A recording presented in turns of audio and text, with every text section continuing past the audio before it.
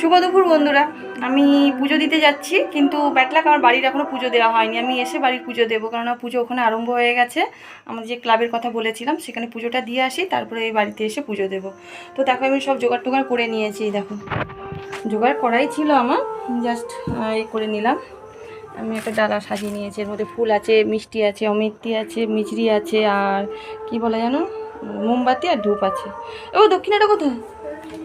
হ্যাঁ, তোর হাতে রাখো। আর এই যে আমি এই শাড়িটা পরেছি, দেখো সব গঙ্গা থেকে চান করে এলো। তো চলো দিয়ে আসি, কারণ ওখানেও ভিড় হবে, সব বাবা লোকনাথের মাথায় জল ঢালবে। চলো তোমাদের কাছে যদি পারি শেয়ার করব, কেমন? আর আমি বাড়িতে এসে পুজো দেবো, তার আগে আর একটু কাজ আছে, একটুখানি দোকানে যেতে হবে, আর একটুখানি আনতে হবে, বাড়ির জন্য মোমবাতি আনতে হবে। কারণ ওখানকার মোমবাতি সোমনাথ এনেছে, কিন্তু বাড়ির জন্য মোমবাতি আনেনি। তো চলো বন্ধুরা, কেমন লাগছে আমাকে বলবো। আমি কিন্তু শাড়ি পরতে পারি না গো, প্লিজ কিছু মনে করো না। আমি একদম দেখো ঠিকঠাক করে কুচি কুচি করতে পারি না, কী বলে জানো, কুচি, শাড়ি পরা অভ্যেস নেই তো। তো চলো, আর যে আমার মনে হচ্ছে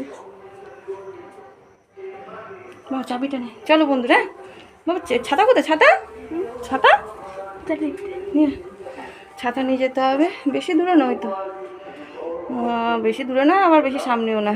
ওই মাইক চলতে শুনতেই পাচ্ছ। তো চলো পুজোটা দিয়ে আসি, কেমন? টাটা।